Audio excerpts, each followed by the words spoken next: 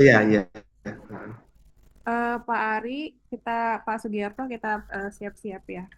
Selamat malam Bapak Ibu semuanya. Assalamualaikum warahmatullahi wabarakatuh. Waalaikumsalam Eh, warahmatullahi wabarakatuh. Semoga bisa mendengar suara saya dengan jelas. Pansumnet malam ini agak sedikit berbeda karena seharusnya ada eh, tim teknis teman-teman dari Ya, Medan yang membuka ataupun menjadi host.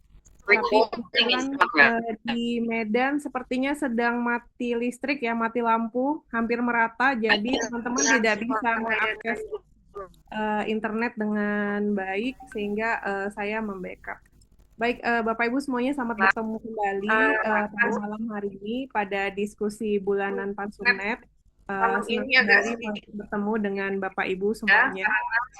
Eh, Juga terima kasih kepada narasumber Bapak Sugiarto dan Pak Ari Siswanto yang juga selaku moderator pada malam hari ini. Eh, Sedikit perkenalan dari suaranya mungkin sedikit feedback ya. Mohon maaf Pak Sugiarto mungkin audionya yang satu lagi bisa dijauhkan Pak.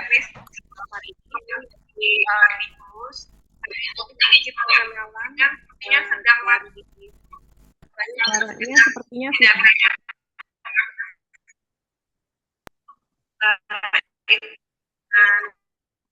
Apakah suara saya bisa terdengar dengan jelas? bisa bisa terdengar, tetapi ada suara dari luar juga sepertinya. Ya, mungkin itu sepertinya dari Pak Sugiarto ada dua apa ya? Ada dua perangkat ya. Mungkin salah satunya suaranya bisa dikecilkan.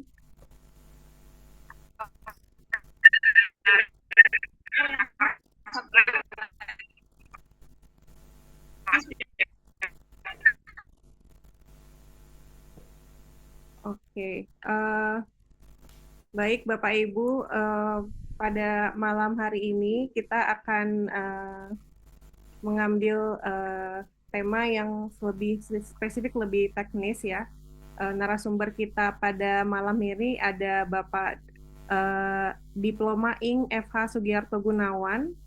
Beliau ini adalah seorang praktisi untuk konservasi eh, benda cagar budaya atau objek cagar budaya yang ada di Indonesia. Beliau ini menempuh pendidikan di Universitas Stuttgart di Jerman, kemudian juga di FH Reutlingen. Beliau ini berpengalaman kerja menjadi beberapa pimpinan ya komisaris dan direktur. Sekarang ini dari PT Uzindo Surabaya ya Uzin Uds Indonesia. Pak Sugiarto sudah banyak melakukan praktek untuk konservasi ya di beberapa bangunan dan juga situs cagar budaya di Indonesia. Kita akan mendengar dari Pak Sugiarto pada malam hari ini mengenai metode alkemi dalam konservasi.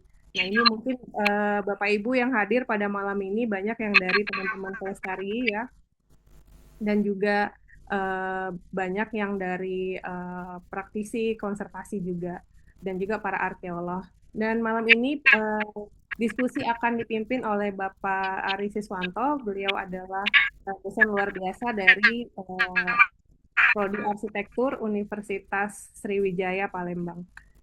Kami persilakan kepada Pak Ari untuk memimpin jalannya diskusi. Terima Baik, kasih. baik. Terima kasih Bu Cindy atas perkenalan awal dan kesempatan dari kami berdua, terutama Pak Sugiarto, untuk bisa sharing pengalaman di BWS Pansumnet. Selamat malam Pak Sugiarto, selamat malam para hadirin yang lain. Assalamualaikum warahmatullahi wabarakatuh. Eh, Sangat senang sekali malam ini saya diberikan kesempatan oleh Pansumnet untuk menyelenggarakan diskusi bulanan dengan menghadirkan seorang narasumber yang sangat langka. Ya, beliau adalah Diplo Ing FH Sugiarto Gunawan, yang beliau ini adalah alumni dari Universitas Stuttgart dan FH Reutlingen. Dan juga yang menarik adalah beliau pada awalnya berkarir di Jerman dan di Cina. Jadi sangat meyakinkan bahwa pengalaman beliau yang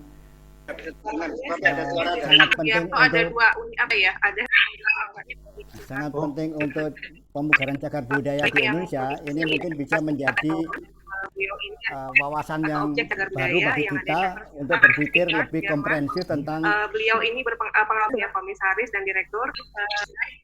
Mohon maaf Pak Sugiarto, mungkin suaranya bisa di-mute dulu Pak. Universitas Jaya memimpin. Oh iya. Oke, silakan Pak Ari dilanjutkan. Ya, saya tidak akan berpanjang lebar untuk memberikan kesempatan pada Pak Sugiarto untuk mempresentasikan mungkin sekitar 1 jam Pak, biar kita diskusinya lebih banyak gitu ya, selama 1 jam juga. Ya, terima kasih. Silakan Pak Sugiarto.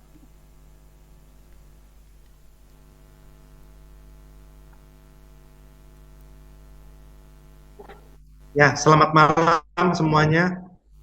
Suara saya terdengar? Terdengar jelas, Pak. Baik. Jadi, ya terima kasih atas kesempatan ini. Saya di sini ingin sharing pengalaman yang sudah saya lakukan dalam 5 tahun terakhir ini dalam menangani kasus-kasus di pelestarian cagar budaya. Nah, seperti yang Bapak tulis, awalnya kan untuk kita sharing di Ambarawa, Museum Bahari, Balai Kota, dan Candi Ijo. Tadi ada saya tambahkan penanganan di Mural Haryadi dan di Pendopo Besuki karena material yang digunakan berbeda. Oke, next ya. Ya. Jadi benteng Fort William I Ambarawa ini usianya hampir 100 tahun. Yang menarik dari bangunan ini adalah lokasinya terletak di atas gunung, sehingga curah hujannya sangat tinggi. Kemudian sesuai namanya adalah Benteng Pendem Ambarawa, dia terletak di tengah sawah dan posisinya lebih rendah daripada jalan raya. Lalu diperparah lagi,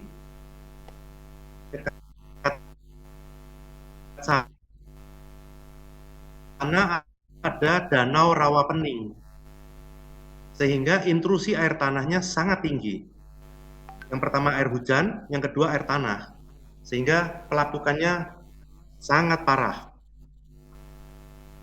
Sewaktu saya datang ke sana, penjaganya cerita setiap kali dicat dalam waktu kira-kira 1 bulan, maksimal 2 bulan, catnya udah terkelupas semua. Nah, kemudian ini dipugar pada tahun 2024. Ini next.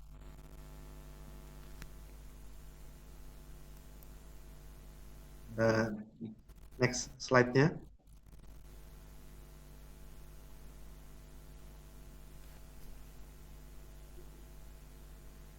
Ibu, slide-nya. Next. Ya, mungkin agak ada delay ya Pak, sedikit.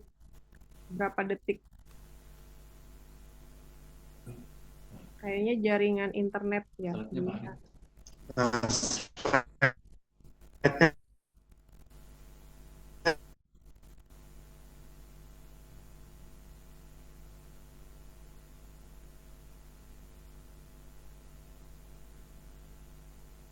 Ya, Pak Ari.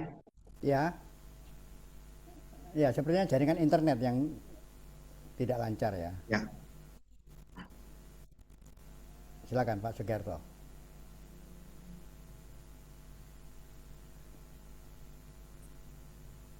Jadi ini yang tadi saya jelaskan bahwa curah hujannya tinggi, air tanahnya tinggi, posisinya di bawah jalan raya, dekat dengan danau, sehingga batanya mengalami pelapukan, plesteran, dan cat yang digunakan dalam tahun 2024 dilakukan pemukiman. Jadi ini yang terjadi, batanya kalau diusap dengan tangan full, jadi lapuk.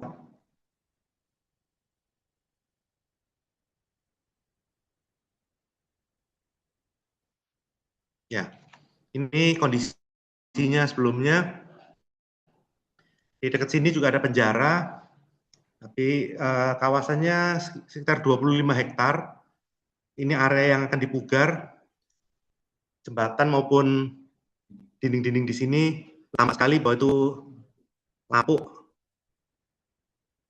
lumut, tumbuhan-tumbuhan semua subur di sini. Ini next-nya.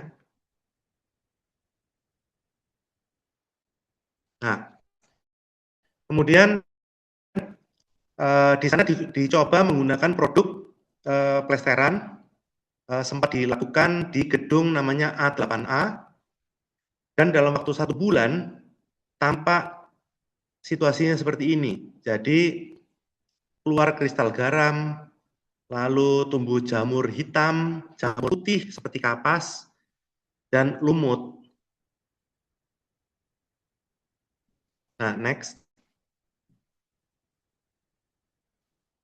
Nah, dari masalah-masalah yang ada di Ambarawa itu, yang pertama adalah batanya lapuk, yang kedua akan dicarikan plesteran yang sesuai, yang mengatasi masalah di sana, dan cat. Di sana tidak dikajian karena di sana kan benteng, jadi tidak diperlukan tekstur yang halus. Nah, bata yang lapuk tadi, pertanyaannya, diukur kelembapannya dengan menggunakan alat yang namanya protimeter, ditemukan bahwa kelembapan antara 40 sampai 90%. 90% itu artinya udah mentok maksimal dari alat tersebut. Bagaimana kita membuat satu coating yang tidak membuat film, tetapi bisa meresap masuk ke dalam bata yang basah ini, supaya coating tersebut bereaksi dengan mineral yang ada dalam bata tersebut dan membuat jadi keras. Nah, bahan yang digunakan setelah percobaan-percobaan di sana, bahan yang digunakan itu potasium silikat dengan density tertentu, density dan viskositas tertentu. Metode yang digunakan itu namanya kromatografi. Kromatografi itu seperti kalau misalnya orang nambang emas, mau dia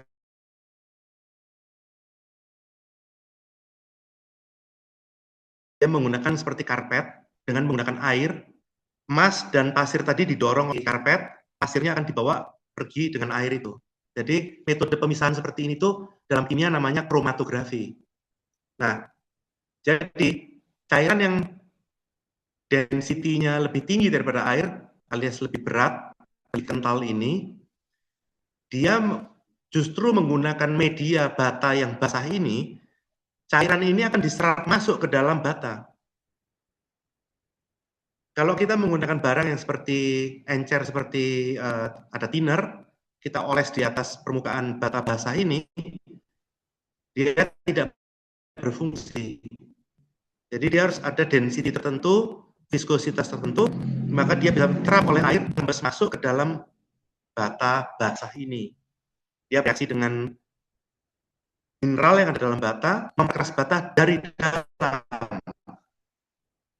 Kalau dia hanya memperkeras bagian permukaan, yang di dalamnya masih lembek rapuh, yang terjadi adalah patah. Jadi permukaan bata yang keras itu justru lebih berat dan dia akan patah. Nah, sudah dilakukan di sana, berfungsi. Setelah itu ketemu juga plesteran yang cocok dan cat yang cocok. Cat yang digunakan yang bagian atas, gambar yang atas kanan itu menggunakan silikat. Nah, cuma pada waktu menggunakan cat silikat ini, saya ada melakukan diskusi dengan TACB-nya Pak Kris Wandono dan Pak Arya Abieta. Kami sepakat bahwa sebenarnya cat silikat yang digunakan itu tidak otentis. Karena di Indonesia sebenarnya dulu tidak menggunakan cat silikat, tapi menggunakan cat kapur. Sehingga saya meminta pada Pak Kris, bisa nggak dialokasikan satu gedung, kira-kira 1.000 meter persegi, kita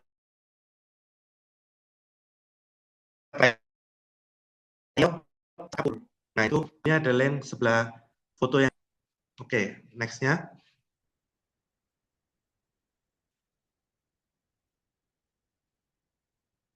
Hasilnya seperti ini. Ini kira-kira 2025.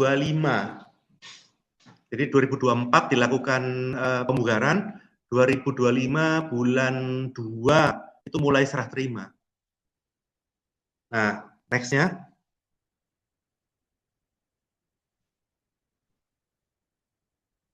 Kondisi hari ini, kalau kita foto, seperti ini. Jadi, plesterannya yang di dalam gedung hanya diaplikasi setinggi 70 cm. Dengan alasan biaya yang tersedia tidak mencukupi untuk memplester semuanya.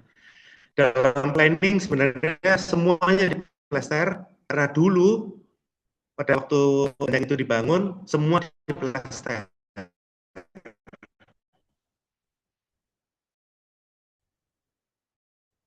Kali ini hanya 70 cm karena dananya tidak cukup.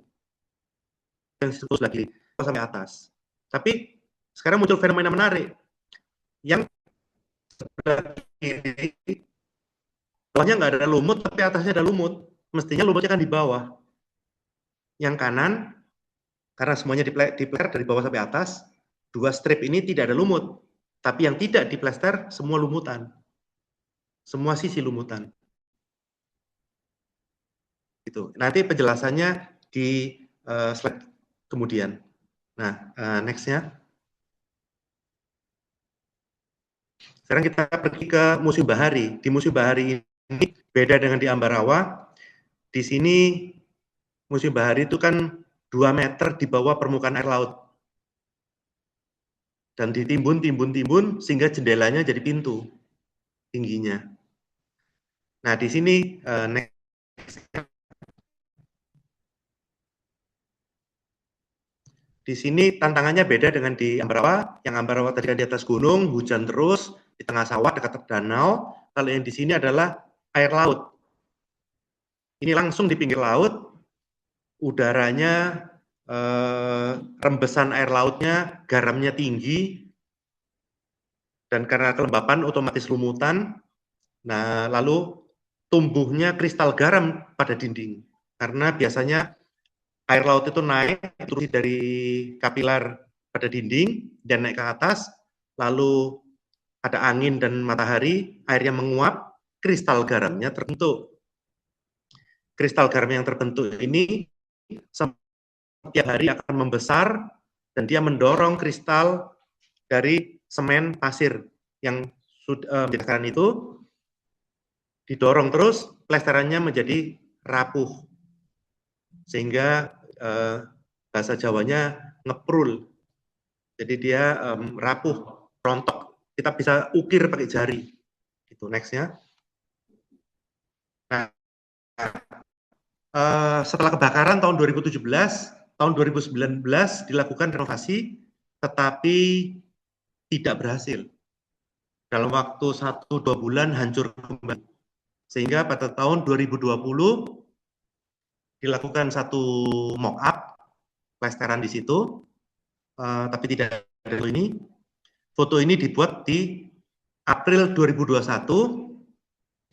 atas inisiasi dari pegiat cagar budaya di Jakarta, Pak Arya Abieta meminta coba dilakukan pengetesan yang resmi di sini. Nah, foto sebelah kiri itu 1 tahun setelah aplikasi, foto sebelah kanan itu tahun 2024, jadi kira-kira 3 tahun. Nah, yang sebelah kiri itu yang berfungsi, jadi foto yang paling kiri itu yang berfungsi, yang tengah itu menggunakan plesteran dengan density 1100 sampai 1300 kilo per kubik. Jadi gini, beton biasa itu 2400 kilo per kubik, plesteran biasa itu 1800 kilo per kubik, ini 1100 sampai 1300. Artinya ini adalah plester ringan. Plester ringan itu artinya plester yang menggunakan foam. Jadi kami itu bikin apa ya, chiffon cake ya, dalam atau telur kocok, dia mengembang sehingga di dalamnya itu banyak rongga-rongga udara. Nah, cara kerja dia maksudnya begini, intrusi air laut tadi naik ke atas, airnya menguap, garamnya tertinggal tersimpan di dalam pori-pori yang ada di dalam plester itu. Nah, tetapi setelah lewat mungkin 1 bulan sampai 1 tahun, pori-porinya penuh dengan garam, garamnya tumbuh terus, maka plesternya didorong sama pertumbuhan garam ini hancur lagi. Dan di sini terbukti dalam waktu 1 tahun, kita lihat yang paling bawah warnanya lebih gelap, jadi dia basah dan tumbuh lumut, yang di tengah warnanya lebih putih. Lalu catnya didorong oleh garam tadi, sehingga terkelupas. 3 tahun kemudian, kita lihat di foto tengah, yang spesies nomor 2, catnya udah hilang semua, plesterannya menjadi tidak beraturan, hancur semua. Yang foto sebelah kanan itu adalah semen pasir. Jadi beli mortar instan yang ada di toko bangunan itu, isinya semen pasir, diplester, lalu diaci, lalu dicat. Seperti tadi, air laut naik ke atas, airnya menguap, garamnya ketinggalan, garamnya tumbuh terus, dia mendorong sampai plesterannya itu dan aciannya itu ngeprok. Itu foto yang nomor 2, sisi paling kanan. Jadi cat yang melupas, lalu acian sama plesterannya itu ngeprok dari dinding. Setelah pengetesan ini, mereka udah ketemu metode yang cocok. Tahun 2026 ini dilakukan restorasi. Nah, next. Nah, ini saya sengaja tanya karena para tenaga ahli sering menyatakan bahwa bahan yang digunakan untuk pelestarian cagar budaya, bangunan cagar budaya ini harus bernafas. Tapi sebenarnya bernafas itu hanya satu aspek. Bukan kalau bernafas pasti berfungsi, bukan. Dia hanya satu aspek. Oke, next.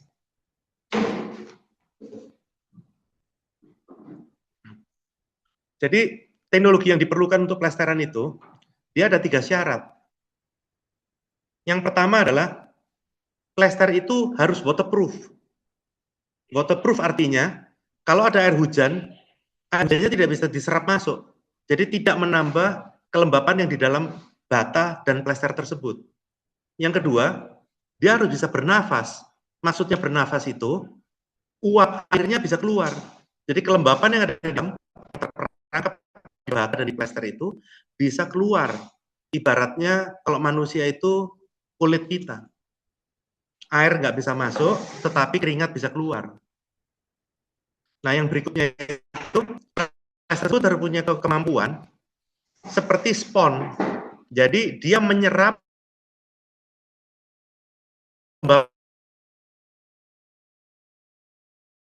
apa yang di dalam, dibawa keluar dalam air. 3 ini, maka plesteran yang dilakukan 10 tahun. Oke, next ya.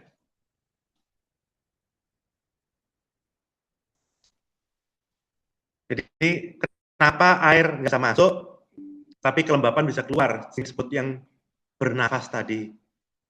Jadi penjelasannya itu mudah.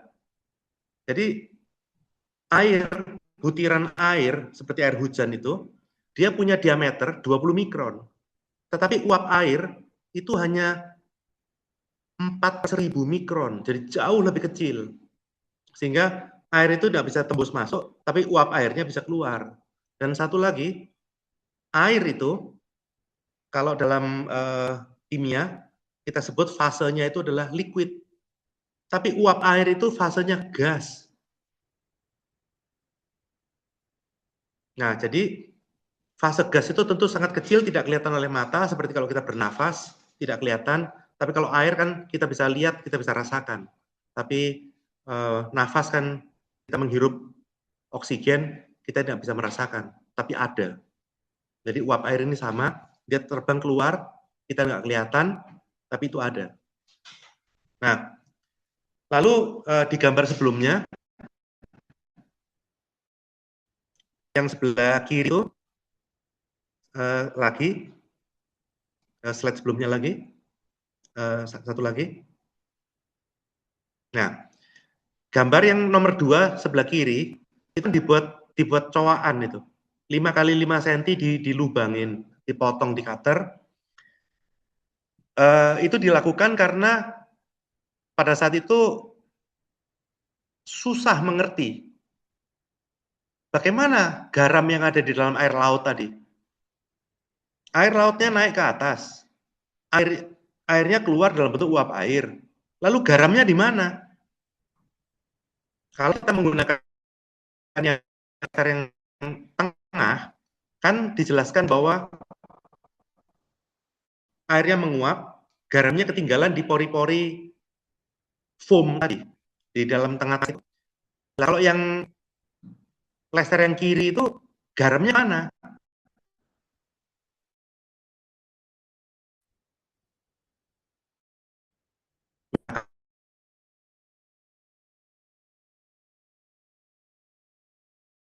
Maka di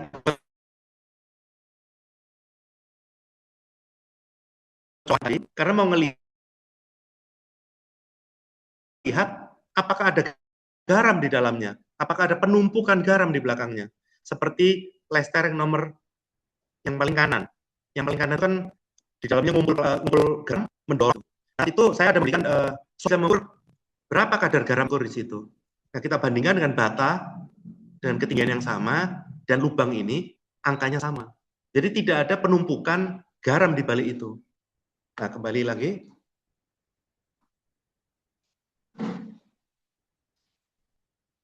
Ya, penjelasannya juga simple. Kalau kita beli Pocari, dia tidak menulis bahwa ada kandungan garam, tapi yang ditulis adalah kandungan elektrolit atau ion. Jadi NaCl garam itu kalau terlarut dalam air, dia itu adalah Na plus dan Cl minus.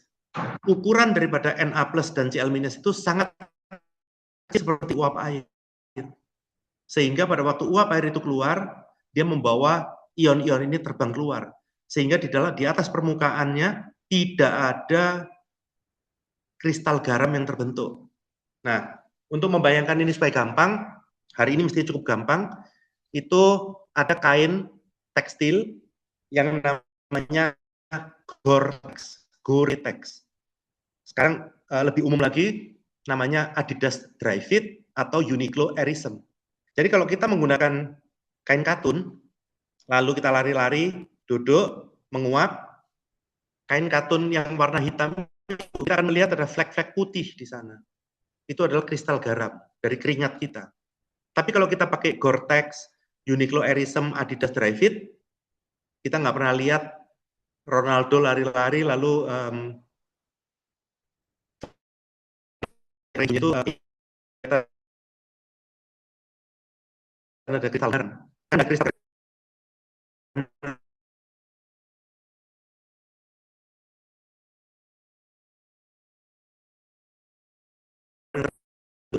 dia terbang sama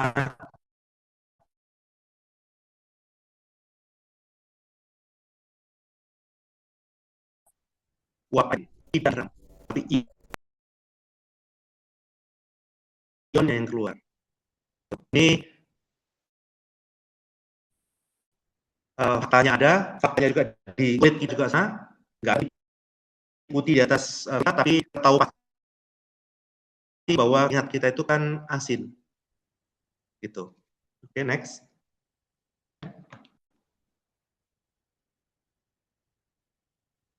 Ya, jadi ini kondisi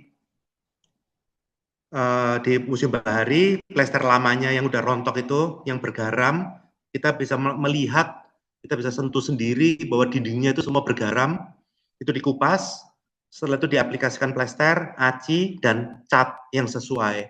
Ini sebagai satu sistem, karena plesternya bernapas, acinya bernapas, catnya juga harus bernafas, gitu. Dan catnya juga sama, mau menggunakan cat silikat, mau menggunakan cat kapur, harus diperlengkapi dengan hydrophobe, sehingga menolak air, sehingga tidak menambah kelembapan di situ. Oke, next-nya.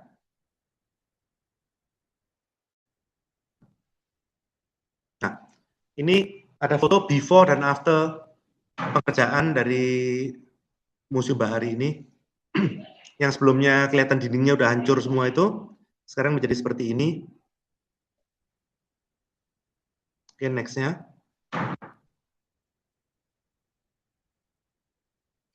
Jadi dari interior maupun eksterior, semua sudah dipugar, hasilnya seperti ini. Nggak ada lagi garam yang muncul, nggak ada lumut. Ya, sukses, gitu. Nah, next-nya lagi.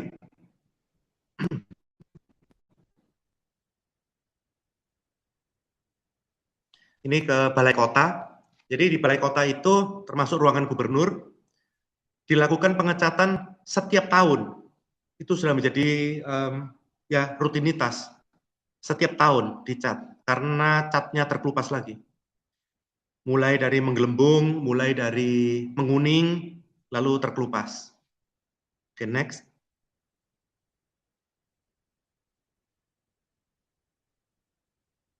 Nah, di sini sebenarnya sudah dilakukan pengecekan kira-kira setengah tahun sebelumnya. Jadi di musim hujan, kami ikut melakukan pengetesan di sana. Di ketinggian 4 meter plafonnya itu, kira-kira kelembapannya 30%. Sehingga pada waktu itu dilakukan kompromi, bagaimana kalau misalnya hanya diplester sampai 2 meter? Dengan asumsi mungkin kalau sudah diplester 2 meter, kelembapannya sudah bisa keluar, kelembapannya tidak mencapai atas, sehingga cukuplah menghemat hanya 2 meter. Nah, lalu menggunakan cat silikat yang bernafas. Nah, setelah dilakukan pemugaran ini, jadi 2 meter pertama pakai plaster yang berfungsi tadi, 2 meter di atas pakai plaster biasa, lalu dicat semuanya 4 meter menggunakan cat silikat. Ternyata setelah serah terima, lalu terjadi pergantian gubernur, tamu-tamu gubernur yang datang, bajunya nempel ke dinding itu, bajunya putih-putih, seperti tangan ini. Nah, lalu mereka pikir, kalau gitu kita kupas catnya, hanya setinggi 2 meter, kita cat menggunakan cat silikat yang merek lain, berfungsi, tidak ngapur lagi. Setahun kemudian, yaitu sekarang, ternyata bagian atas plafon itu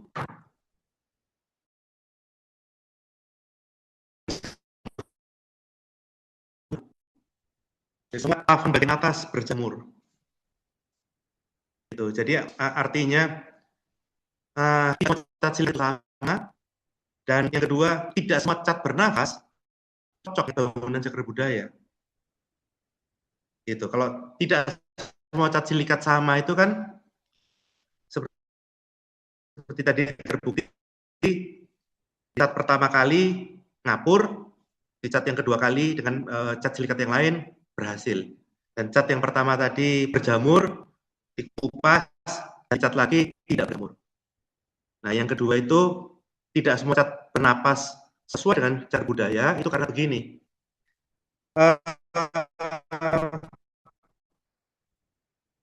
Jadi para ahli menyatakan bahwa tidak boleh pakai cat akrilik, karena cat akrilik itu tidak bernafas. Nah, pernyataan ini tidak benar karena tahun 99 di Jerman dipakai cat yang namanya cat lotus. Jadi mereka itu heran, para ilmuwan heran, kenapa lotus kok daunnya bersih? Karena permukaan halus, kotor tidak bisa nempel, maka mereka meneliti daun daripada lotus ini. Waktu diteliti di mikroskop, mereka bingung.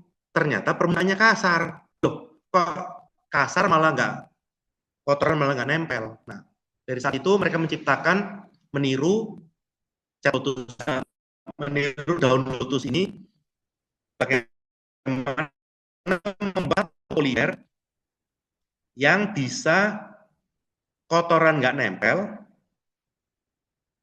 hydrophobe, membentuk seperti daun talas, tetapi bernafas. Jadi cat akrilik bernafas itu ada tahun 99. Dan hari ini ada beberapa produsen yang membuat cat lotus tetapi tidak cocok dengan cagar budaya karena satu aspek dalam cagar budaya itu dia harus cat kapur atau silikat, dia bernafas, dia hydrophobe, tapi masih ada dua lagi. Dia tidak terbakar. Jadi itu kalau dibakar, dia tidak terbakar. Jadi dia seperti fire retardant. Yang kedua, warnanya itu gloss tampilan, matte. Jadi karena dia itu mineral silicate, dia itu 100% matte. Sementara cat akrilik tadi, yang walaupun lotus bernafas, tampilannya itu sheen atau gloss. Itu. Ya, next.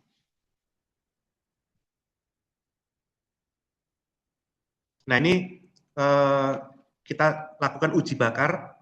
Jadi yang sebelah kiri itu cat akrilik biasa, yang tengah itu cat silikat, yang kanan itu cat bernafas, lotus tadi. Ini video sih. Bisa di, ya. Jadi itu kertas pembungkus makanan, kita kasih tiga macam cat ini, lalu bawahnya kita kasih lilin dan kita bakar. Nah, kita lihat apa yang terjadi.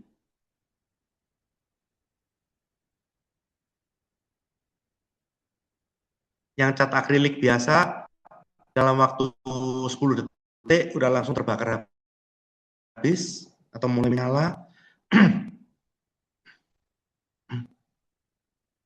Yang cat bernafas lotus itu memang mampu menahan 40 detik, tapi kemudian juga terbakar habis.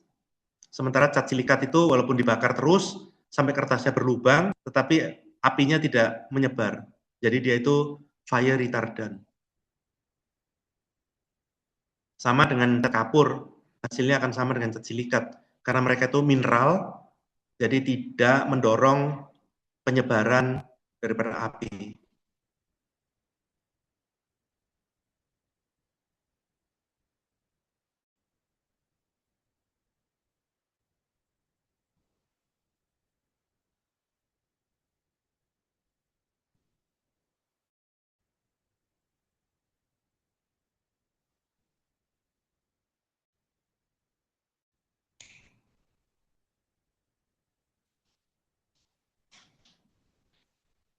Ini filmnya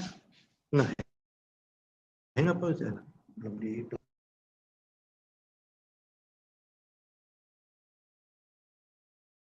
play.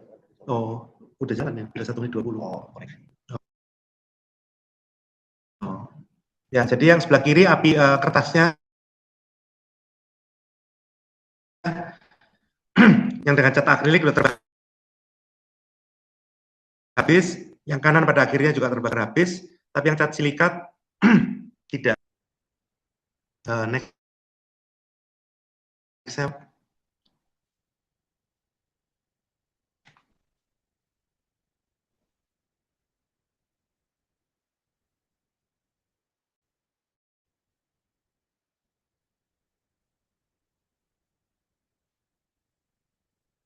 Next ya. Ya. Jadi setelah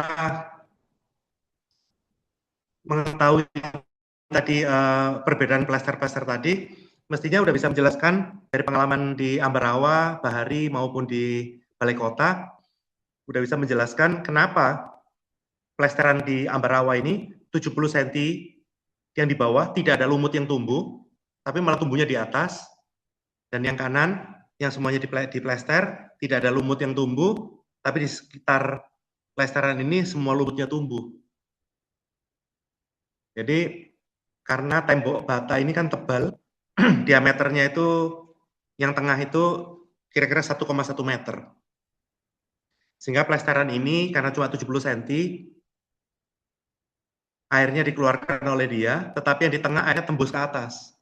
Nah, setelah dia tembus ke atas, airnya mencari jalan keluar, dia keluar di atas plesteran ini, sehingga air atas ini lembab. Dia lembab, lumutnya tumbuh. Sementara yang kanan, karena plester dari bawah sampai atas, nggak ada lumut yang bisa tumbuh, tetapi yang di tengah-tengah bata yang tidak diplester, keluar sehingga semua permukaan di bawah itu basah sekali, dan di bawah semua lumutan. Jadi ini bukti bahwa plester ini fungsi, dia bisa bernapas, dia kedap air, dan dia mengeringkan. Hanya karena debit di Ambarawa ini terlalu kencang, maka airnya masih tembus ke atas, sehingga di atasnya masih lumutan. Oke, next.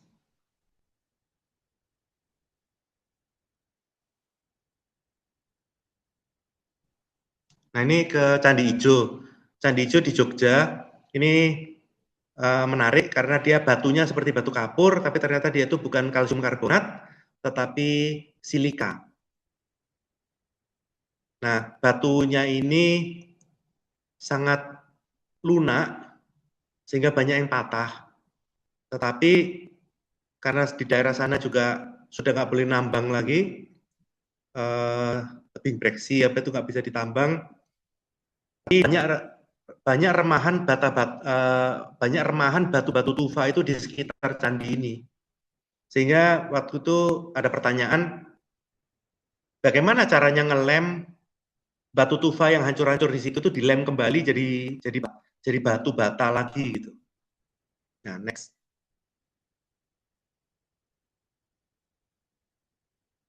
Tentu ngelemnya nggak bisa pakai semen, juga nggak bisa pakai silikon ataupun epoksi dan lain-lain ini, karena ini outdoor, epoksi nggak bisa, silikon juga nanti jamuran, lalu semen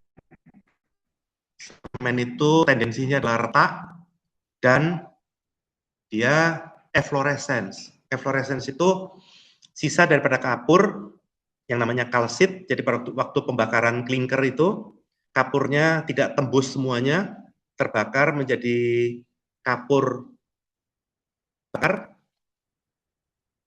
Jadi kalsium karbonat dihancurin, di crushing, dia cari yang ukurannya 5 cm sampai 10 cm. Nah, batu bola-bola ini dibakar di klinker, ya dibakar di pabrik semen menjadi klinker, tetapi tidak semuanya tembus. Misalnya batu yang 10 cm, tengahnya itu tidak terbakar habis, tidak terbakar menjadi KO, alias burn lime, sehingga pada waktu dia digiling menjadi semen tadi, sisa daripada kalsit yang tidak terbakar tadi tetap ikut. Nah, waktu dia diaplikasi sebagai semen, kalau ada air, maka kapurnya itu akan keluar seperti iler, seperti kayak air liur putih itu namanya efflorescence. sehingga di sini tidak menggunakan semen. Next-nya.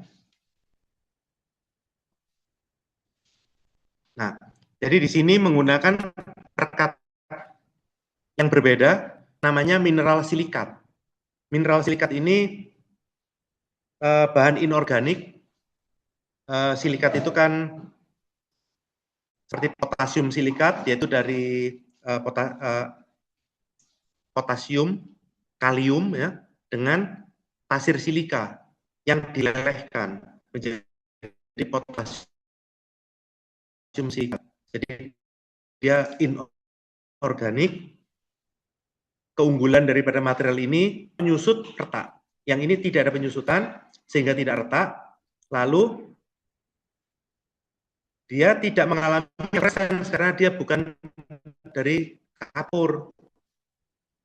Dan dia tahan suhu minus 40 derajat sampai 500 derajat Celcius. Jadi tahan panas, cocok untuk outdoor. Tahan pH 3 sampai 14, jadi cocok walaupun air hujan sekarang itu acidic atau asam, dan punya daya rekat yang sangat kuat. Jadi dia di atas 1 Newton per milimeter persegi. Artinya, lem batu itu 1 cm kali 1 cm dan dicabut, itu butuh kekuatan atau beban 10 kilo per centimeter persegi. Jadi dia batunya itu 20 kali 20 kan 400 cm persegi, dikali 10, dia butuh tenaga 4 ton untuk mencabut itu. 10 ton. 4 ton ya, jadi 20 cm kali 20 cm kan 400, dikali 10 jadi 4 ton. Gitu. Oke, next-nya.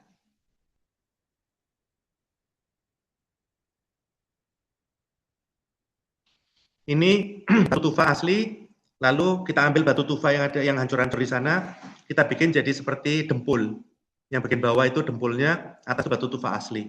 Lalu kita lem, yang sebelah kiri itu dempul, yang sebelah kanan itu dilem, 2 batu dilem. Oke, next-nya.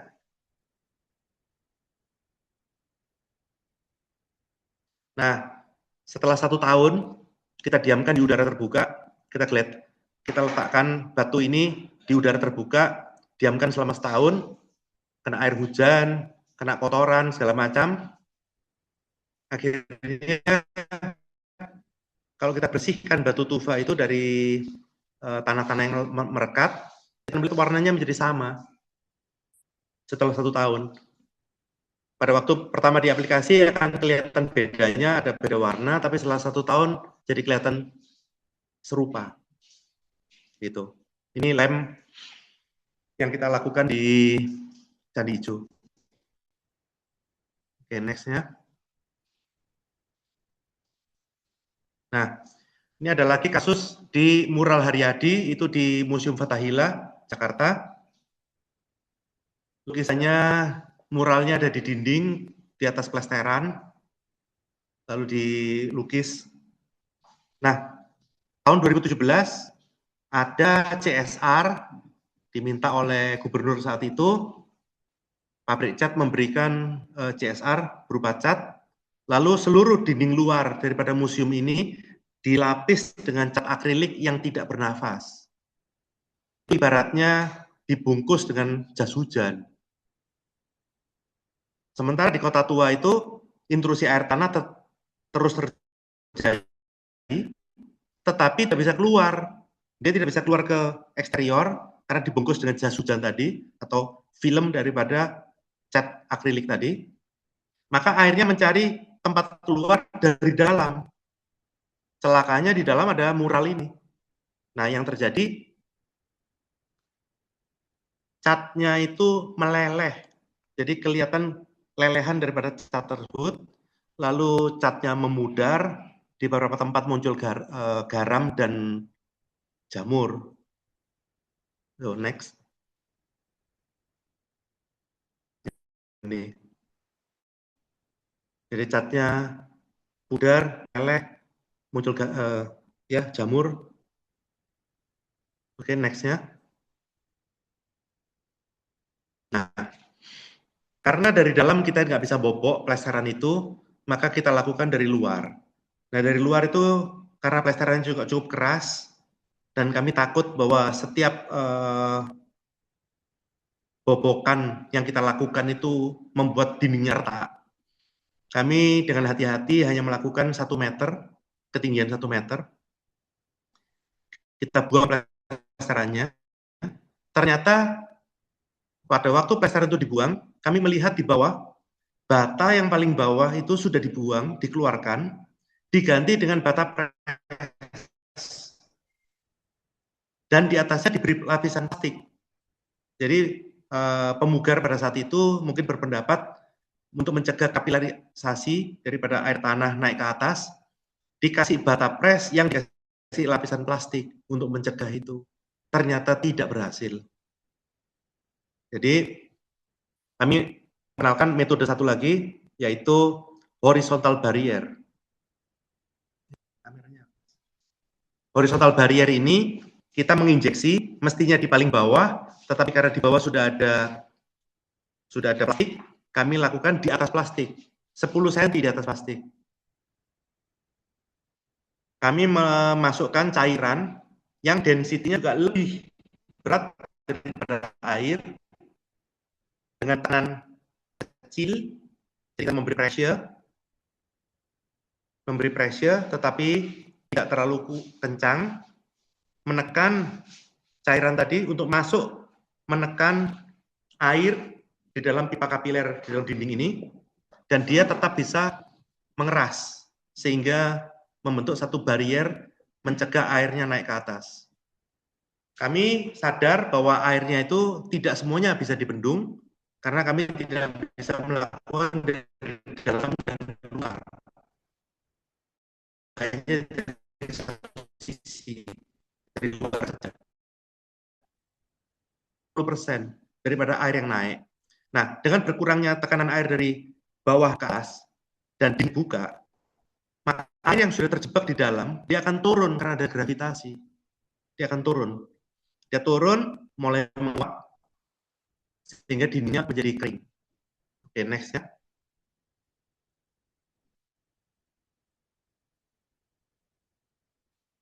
Nah, ini yang kita lakukan, kami bor, kami masukkan itu tekanan dan cairan tadi, cairannya masuk ke dalam, dia menekan air, dia mengeras, membuat pipa kapiler di dalam dinding ini menjadi tertutup sehingga air tidak bisa naik. Tapi kita biarkan dibuka dulu supaya kelembapan yang ada di dalam yang terperangkap bisa keluar, lalu kita plester, aci, dan cat. Nah, itu kita sudah melakukan pengetesan kelembapannya seminggu. Itu kita akan membuat jurnal terpisah. Kita akan terbitkan satu jurnal penelitian ini. Hasilnya dindingnya menjadi kering.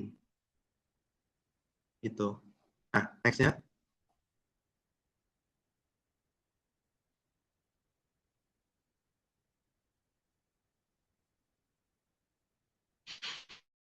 Ini yang terakhir di Pendopo Besuki, Situbondo, karena bidangnya berbeda, dia banyak kayu. Nah, kayu tentu khawatir 3 hal. Yang pertama api, yang kedua air, yang ketiga rayap. Yang next-nya.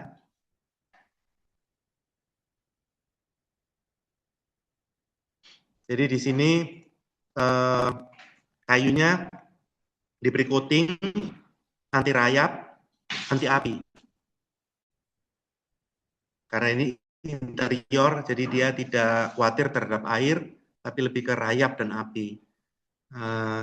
Lalu kami melakukan pengetesan bahwa, next-nya lagi, bahwa kalau kita lihat di Shopee, Tokopedia, itu ada namanya AF21, jadi Anti-Fire 21, itu merek nggak tahu dari mana, tapi udah terkenal sehingga banyak orang memproduksi dan menggunakan nama yang sama, AF21. Nah, kami lakukan tes, kayunya itu kita AF21, lalu kita kasih pelitur atau coating, lalu kami scratch. Kita punya alat yang berat, tapi kalau enggak, boleh menggunakan silet saja dengan penggaris, postcard seperti ini. Hasilnya coatingnya terkelupas, yang cocok, anti api, anti rayap, tapi setelah di postcard tidak ada yang terkelupas. Jadi maksudnya bahkan lindung api pun atau anti rayap pun itu harus dites karena tidak semua kompatibel dengan coating di atasnya. Gitu. Next ya.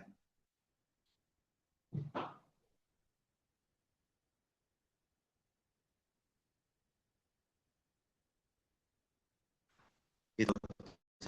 Jadi,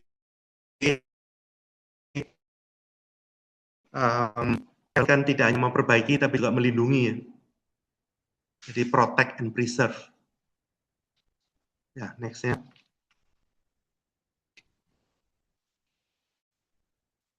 Oke, terima kasih. Jadi sharingnya selesai. Mari kita bersama menjaga warisan budaya. Generasi berikutnya. Terima kasih. Baik, terima kasih Pak Sugiarto. Terima kasih atas paparannya sangat-sangat menarik dan memberikan kita wawasan baru yang lebih luas bahwa pelestarian cagar budaya tidak hanya sekadar bentuk arsitektural ya ataupun struktur yang utuh, tetapi materialnya juga harus diperhatikan dengan sangat baik. Ya. Tadi kita lihat paparannya, yang pertama tentang Benteng Pendem, kemudian 2 Museum Bahari Jakarta, yang ketiga tentang Balai Kota Jakarta, kemudian Candi Ijo di Jogja, Pendopo Besuki di Situbondo, dan mural Haryadi Museum Fathahillah Jakarta. Jadi contoh-contoh pengalaman beliau ini sangat komplit dan hampir menyangkut seluruh aspek pelestarian cagar budaya kita. Dari hal ini bisa saya simpulkan sementara ini dari paparan Pak Sugiarto adalah bahwa pelestarian cagar budaya itu ternyata harus melalui percobaan-percobaan dan pengalaman yang luas, yang harus bebas pikiran kita, itu tidak boleh dibatasi. Kemudian juga penting untuk pengenalan iklim, cuaca, karakter lokasi, ya, dan mungkin ada yang lain lagi. Kemudian harus diketahui tentang pemahaman bernafas. Jadi waktu saya kuliah dulu sudah tahu istilah bangunan bernafas, tetapi secara lebih detail baru malam ini saya lebih jelas lagi Pak Sugiarto tentang masalah bernafas ini. Kemudian ada penjelasan yang masuk akal atau ilmiah. Jadi tidak hanya langsung dikerjakan tanpa melihat apa kesulitannya, apa dasar dari pelestarian yang akan dilakukan. Kemudian yang menarik adalah pernyataan Pak Sugiarto bahwa konservasi harus menangani akar masalah. Nah ini dia yang harus mulai dari bawah sekali, bahwa kalau kita tidak mengenai akar masalah, tentu apa yang sudah dilakukan itu pasti sia-sia. Seperti yang dilihat tadi, ada beberapa yang harus melalui percobaan dan untuk melihat kegagalan dan melihat mana yang berhasil. Kemudian yang penting juga dalam kasus pelestarian bangunan cagar budaya ini atau benda cagar budaya ini adalah perlindungan tanpa menghilangkan karakter material. Dalam hal ini tadi contohnya adalah kayu. Jadi sangat menarik apa yang telah dikemukakan oleh Pak Sugiarto. Pengalaman beliau ini mampu membuat saya pribadi berpikir ulang bahwa pelestarian itu ternyata tidak hanya sebatas arkeologi, arsitektur, struktur, dan material saja, tetapi juga menyangkut karakter dan perlindungannya. Kami persilakan Ibu Bapak yang ingin bertanya melalui raise hand atau langsung bertanya dengan beliau, dipersilakan. Di sini ada beberapa kawan yang hadir, terima kasih. Misalnya Pak Mario Andramatik, Bu Nyimas Ulfa, ya, Bu Erlina. Dari Maluku, Pak. Pak Stephen ya, silakan Pak. Pak Ishak, Pak. Pak Ishak. Oh, Pak Ishak. Mana Pak Ishak? Siap. Ya, silakan bertanya. Iya, Pak. Oke, terima kasih ya. Saya sangat apresiasi terhadap materi diberikan malam hari ini. Kebetulan di Maluku ini kan yang banyak saya sejak tahun 81 sampai dengan hari ini masih tetap melaksanakan tugas dan tanggung jawab melindungi atau melestarikan benteng, baik Maluku maupun Maluku Utara. Yang pertama, Pak, masalah di benteng di Ambarawa, memang saya tahu persis kondisinya di sana, maupun ke Museum Bahari. Saya kira untuk pelesteran itu bukan salah satu penanganan yang penting. Dan saya sangat sepakat kalau Bapak sebagai konservator, sebaiknya langkah awal yang paling utama itu adalah kita bagaimana mengurangi dulu kelembapan. Karena kalau benteng di sana di Ambarawa maupun museum dibandingkan dengan kondisi benteng Amsterdam yang ada di Maluku, malah itu dekat sekali dengan laut. Tapi hasil pemugaran sejak 1992 sampai dengan saat ini itu tidak pernah mengalami retak apapun. Ya, nah, kenapa? Karena pada saat itu kami kerjasama dengan Borobudur, pada saat itu almarhum Pak Dr. Andus Samidi bersama dengan kami, kita melakukan konservasi pada keliling benteng, Pak. Ini saya berikan masukan. Nah, begitu juga di dalam benteng itu. Ya. Soalnya itu ya kalau campuran yang dulu spesies yang ada pada benteng-benteng itu pasti campurannya kapur, Pak. Itu pasti Pak, kita semua sudah tahu.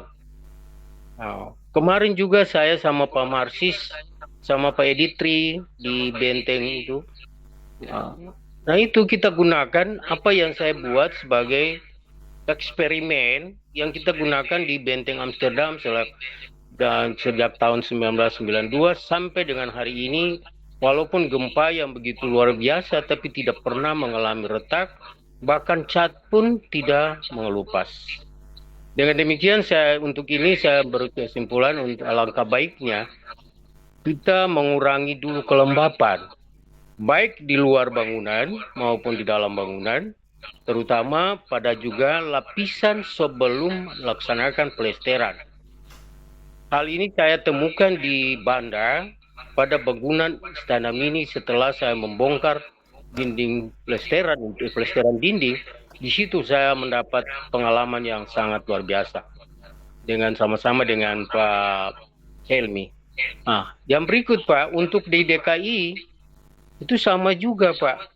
Malah kalau kita mengecat setiap tahun, maka ketebalan cat itu dia juga sebagai faktor perusak. Karena lebih tebal, lalu lebih banyak, terus kemudian kelembapannya tinggi, pasti basah dan lembab bahkan lumut.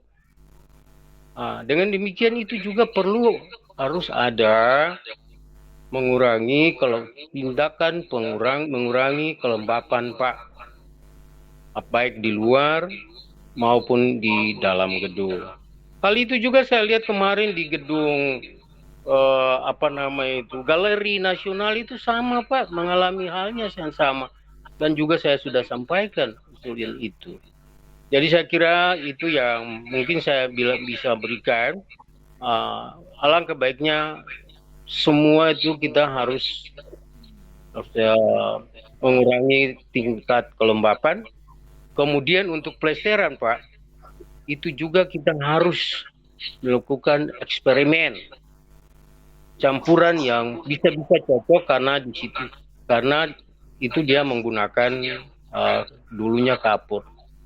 Dan hal ini saya lakukan dari dulu sampai dengan saat ini, terakhir kemarin di Maluku Utara untuk menyambung tembok lama dan tembok baru. yang dipasang. Saya kira itu Pak, mungkin kekurangan saya ada, tapi itu mungkin apa pengalaman saya selama ini Pak. Sekian dan terima kasih. Assalamualaikum warahmatullahi wabarakatuh. Waalaikumsalam warahmatullahi wabarakatuh. Terima kasih Pak Ishak. Pak Sugiarto, silakan dijawab dulu atau satu pertanyaan Ya. lagi? Langsung jawab aja ya. Ya, silakan Pak Sugiarto. Ya, jadi makanya tadi kan saya kasih contoh case-nya kayak Ambarawa itu kan luar biasa lembab. Lalu Bahari itu pinggir laut dan bangunannya sudah diuruk 2 meter. Ini tentu kita udah nggak bisa lagi melakukan kayak misalnya pencegahan air dengan menggunakan misalnya membran ataupun udah terlanjur gitu. Jadi apalagi bangunan pada saat itu kan tidak menggunakan beton. Jadi intrusi air lautnya udah tinggi sekali, dindingnya udah basah semua, dites dengan protimeter udah mentok 90%. Jadi pencegahannya mau pakai cara apa gitu. Yang pertama kan seperti saya tunjukkan di mural Haryadi, kita bisa mengurangi kelembapan, mencegah intrusi itu menggunakan horizontal barrier. Tapi yang menjadi masalah berikutnya kan realistis saja, itu susah dihitung konsumsinya berapa. Sehingga dalam membuat anggaran, bahan ini tidak bisa dipakai. Karena cost-nya berapa tidak tahu. Kapilaritasnya, porositasnya berapa nggak tahu. Jadi tidak bisa dianggarkan. Gitu. Jadi secara metode bahan ada, tapi praktek sulit. Karena dalam penyusunan anggaran nggak bisa dihitung. Sehingga yang sudah dilakukan seperti di Ambarawa dan di Bahari tadi, ya udah airnya naik karena dia continue nggak apa-apa, tapi dengan plasteran ini kelembapannya bisa ditarik keluar seperti disedot dengan spons dan dikeluarkan sehingga terjadi sirkulasi tadi. Nah, itu sudah dilakukan dan ya hasilnya bagus. Kalau tadi benteng di Maluku Utara kita tidak tahu karena kayak tadi kan kita harus melakukan uji coba dulu ya. Jadi tiap lokasi itu berbeda. Gitu.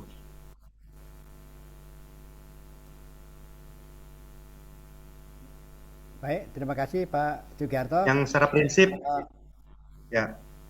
Ya, silakan. Kalau Masih ada secara lanjutan, Pak Sugiarto? prinsip, karena kayak contohnya misalnya di Ambarawa ataupun Bahari, itu kan zaman dulu pakai kapur, betul. Tetapi hari ini kan sikonnya juga berubah, kayak hujannya juga asidik, asam. Lalu intrusi air tanahnya Bahari tenggelam 2 meter. Jadi lumutnya tumbuh semua gitu. Atau seperti di Jogja sering pakai ligon. Ya pasti lumutan lagi dan hancur lagi. Jadi kalau kita takut karena ada yang bilang kan otentik ya, authenticity ya. Kita menggunakan kapur tidak masalah. Itu mau semen, mau kapur itu nggak ada masalah. Yang paling penting itu ada sentuhan teknologi di dalam yang membuat plester ini mampu mengeluarkan kelembapan tadi dan mencegah airnya masuk. Gitu. Karena sikonnya juga sudah berubah gitu. 200 tahun yang lalu dan sekarang kan berubah. Dan kita melakukan renovasi ini menggunakan anggaran ini kan sekali dikerjakan kalau bisa kan bertahan 50 tahun ke depan gitu.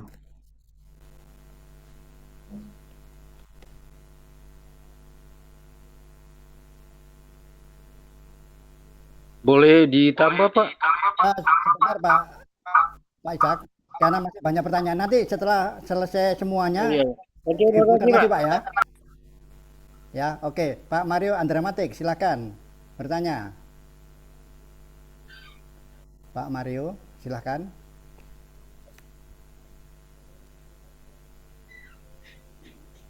Oke, baik, terima kasih Pak Ari. Eh, saya ingin menyampaikan tapi tidak berbeda permasalahan, tapi tetap di ranahnya di konservasi. Nah, kami di Lahat itu ada beberapa arca, Pak Sugiarto, di Lahat Sumatera Selatan. Itu ada beberapa arca megalitik dikasih atap atau bahasanya cungkup. Nah, akan tetapi apa karena terlalu pendek ataupun bagaimana, ataupun karena atapnya seng, sehingga kelembabannya itu kurang, Pak. Kemudian terlalu panas mungkin, sehingga batuan itu keropos, Pak. Nah, itu bukan terjadi satu dua arca, bahkan beberapa arca megalitik yang diatepin itu arcanya keropos dan terlalu kering. Nah, mungkin apa upaya-upaya Pak? Karena nanti kalau tidak akan pahatan-pahatan itu akan rontok semua, hilang semua. Mungkin itu saja pertanyaan dari kami Pak. Terima kasih. Silakan Pak Sugiarto. Ya. Ya, jadi kalau ada dua bahan Pak yang disebut itu konsolidan atau densifier yang seperti saya gunakan tadi untuk memperkeras batu tufa dan untuk memperkeras bata merah di Ambarawa. Ada yang kedua itu dia silikat mineral dengan air. Kalau yang kedua itu dia solvent based, isinya itu alkohol. Dia meresap masuk, dia bereaksi dengan mineral yang ada dalam batu. Prinsipnya sama dengan potasium silikat, cuma berbeda bahan kimianya, ingredientnya beda. Itu memang digunakan untuk memperkeras, mengkonsolidasikan kembali batuan. Gitu. Jadi bisa yang water base, bisa yang solvent base, keduanya bisa dicoba Pak. Gitu.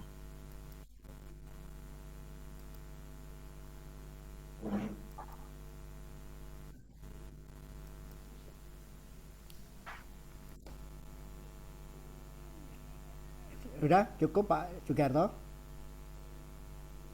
Baik, terima kasih. Ya. Selanjutnya Pak Widriyakara Setiadi. Silakan Pak. Baik, terima kasih. Selamat malam Pak Sugiarto. Iya, ini saya mau nanyakan yang untuk kayu ini Pak. Apakah yang kayu ini untuk Ya, yang anti rayapnya ini sendiri atau sekaligus anti rayap dan coatingnya jadi satu Pak? Kemudian kalau sudah diserang oleh rayap, ini apakah bisa dipakai solusinya Pak?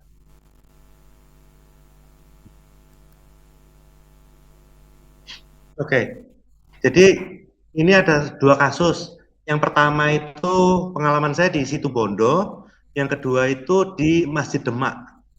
Masjid Demak itu segera, jadi sekarang lagi di proses tender. Tetapi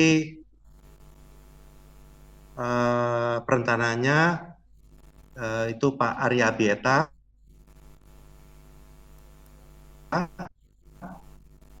ada menyampaikan pada saya gimana caranya ya atap sirapnya itu diangkat udah lapuk semua gimana caranya untuk mengawetkan ia maupun kelembapan. Jadi kalau yang di situ Bondo itu gampang. Jadi kayunya itu dengan dikasih coating ini, coatingnya ngeresep masuk ke dalam kayu, otomatis anti rayap dan anti api. Jadi satu bahan untuk dua fungsi. Jadi potasium silikat itu kalau misalnya kita Google pun akan dinyatakan bahwa potasium silikat itu otomatis menjadi anti api dan anti rayap karena begitu potasium silikat itu masuk dalam pori-porinya kayu, rayapnya itu udah nggak doyan makan itu. Nah, sementara kalau yang udah lapuk, udah kayak sirapnya di Masjid Demak itu diangkat udah hancur itu bagian bawahnya saya mengusulkan diberi satu lapisan kayak coating gitu, tapi coatingnya lalu kita kasih fiber mesh untuk menahan supaya dia nggak hancur. Dan itu dibakar pun fire retardant. Gitu. Jadi di atas kita kasih coating anti rayap, anti api, bawahnya dikasih coating dan dikasih fiber mesh untuk menahan karena dia hancur. Diangkat itu sudah lapuk. Gitu. Baik, terima kasih Pak Sugiarto. Terima kasih Pak Sugiarto, Pak Widriakara Setiadi. Baik, berikutnya Pak Sugiarto yang bertanya adalah Bunyi Mas Ulfa. Silakan Bunyi Mas.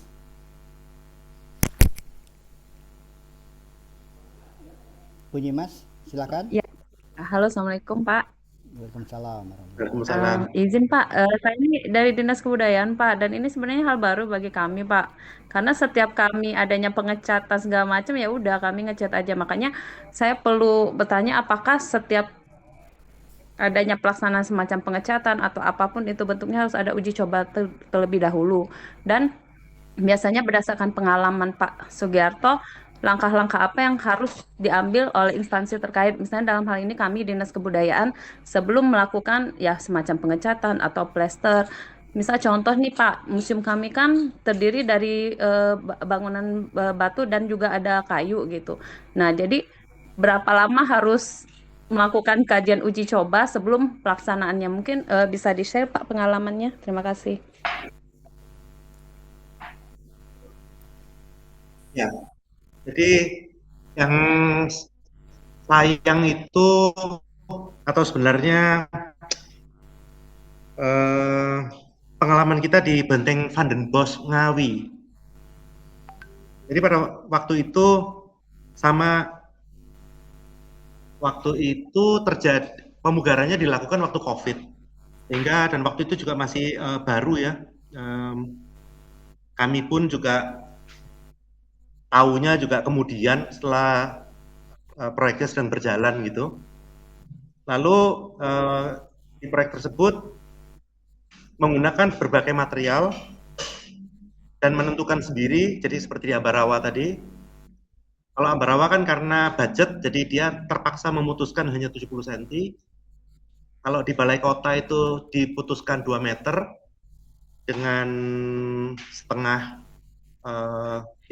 gambling, bahwa yang di atas 30% protimeter, maka mungkin kalau 2 meter saja sudah cukup, nggak harus 4 meter. Tapi di Van den Bosch itu tidak pernah dilakukan pengetesan sebelumnya. Lalu pada waktu pelaksanaan, mereka menggunakan atau memutuskan menggunakan beberapa macam material. Ada pakai material plester biasa, ada pakai plesteran yang berpori, yang foaming tadi, ada menggunakan plester yang bisa bernapas, waterproof, dan drying tadi. Jadi semua macam dipakai sama dia. Sekarang hasilnya itu di Van den Bosch itu sebenarnya hutan.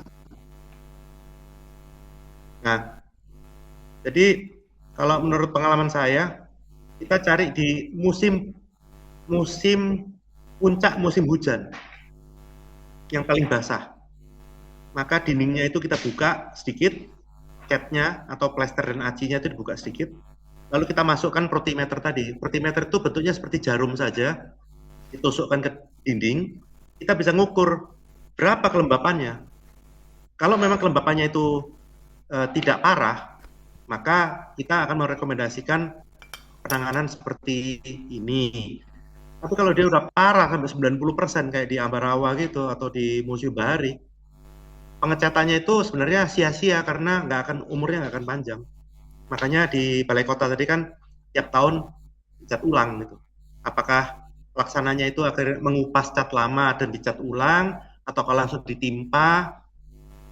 Harusnya sih dikerok dulu, dicat ulang ya, karena kan dia gelembung. Setelah setahun itu menggelembung, menguning dan pecah gitu. Jadi tidak terjadi penebalan cat karena pengupasan, tapi ya itu tiap tahun cat ulang gitu. Pekerjaan yang diulang setiap tahun, anggarannya tiap tahun itu. Gitu. Jadi paling penting itu pakai protimeter, kita tes di puncak musim hujan. Itu antara ya Januari, Februari, Maret untuk menentukan metode yang tepat seperti apa gitu.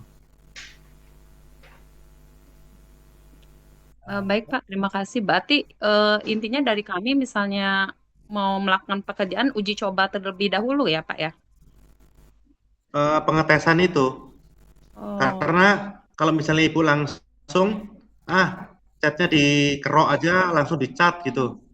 Ya mungkin kalau catnya nggak bernafas ya mungkin tahan misalnya setengah tahun gitu atau setahun gitu. Tapi kalau catnya ya bernafas itu mungkin umurnya lebih panjang, tapi ya tetap aja nanti akan ngeflek kuning gitu. iya betul. Ya itu kondisi kami saat ini Pak. Jadi tiap tahun kami mau penganggaran cat terus ada bagian itu malah lumutan Pak. Gitu. Ya, berarti basah itu. Ya, Oke Pak. baik. Baik, Terima terima kasih kasih Bu, Pak. Bu Ulfa. Kita bisa nanti saya bisa kirimin alat protimeternya, jadi Ibu bisa lakukan pengetesan di situ gitu. Iya tapi nggak ada yang bisa pakai. Mungkin Pak sayang alatnya nanti. Oh gampang, gampang Diajarin dulu banget. Pak mungkin Pak. Itu cuma ditempelin ke dindingnya. Baik. Nanti Nanti Ibu minta kasih tolong Pak Ari nomor Siswanto nanti. bagian pemeliharaannya di situ. Baik Baik, Pak. terima Terima kasih kasih banyak Pak. Pak Nanti Sugiarto. kita Terima kasih. briefing caranya. Gitu. Ya, Ya. Bu Ulfa. Berikutnya Pak Sugiarto yang bertanya adalah Bu Sylvia Agustina. Silakan Bu Sylvia. Bu Sylvia. Masih. Baik, Oh, terima sudah. kasih. Assalamualaikum warahmatullahi wabarakatuh. Waalaikumsalam. Maaf ini tidak on cam. Kami juga lagi mati lampu semua nih di Banda Aceh saya. Satu Sumatera mungkin kena ada masalah listrik. Jadi sebenarnya sudah saya ketik di dalam chat, tapi boleh saya sampaikan audio. Saya tertarik juga nih untuk mengamati teknik konservasi berdasarkan material ya. Dulu sempat magang saya di konsultan di Pineng sudah lama sekali, mungkin 20 tahun yang lalu. Itu disuruh membantu tim yang mengukur kelembaban di rumah kayu, kemudian juga ada proyek yang benteng. Tapi dalam prakteknya tidak pernah saya berkesempatan untuk melakukan pengukuran di sini ya di Indonesia. Nah, jadi senang sekali tadi mendengar ceritanya. Memang skill teknis ini mungkin tidak terlalu banyak diajarkan di setidaknya di tempat kami ya untuk mata kuliah konservasi bangunan ataupun juga kota. Nah, tapi ada satu yang ingin saya tanyakan, ini mengenai material logam. Tadi kan kayu sudah dibahas, batu beberapa jenis ya. Nah, ini untuk logam mungkin ada pernah mengamati atau pengalaman melihat atau melakukan sendiri.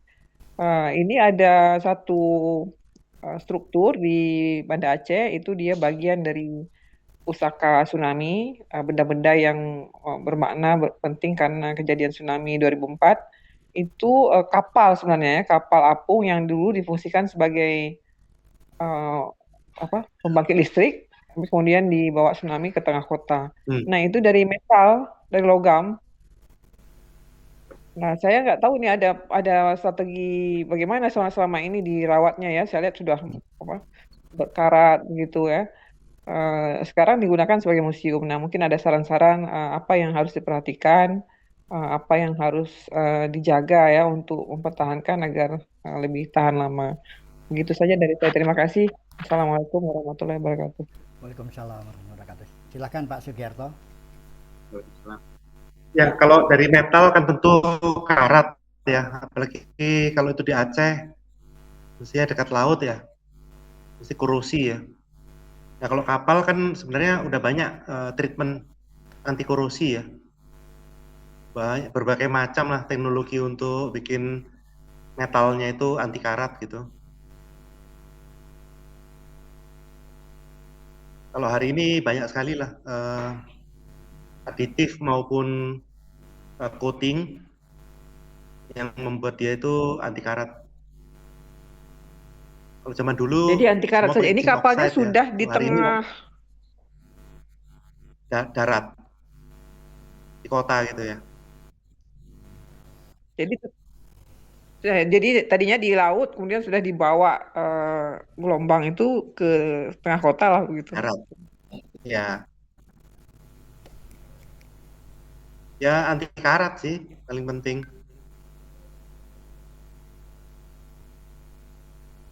Baik Pak, terima kasih Pak. Baik, terima kasih Bu Sylvia, terima kasih Pak Sugiarto. Berikutnya yang bertanya adalah Terima kasih. siapa? Pak Rizky ya ini atau silahkan.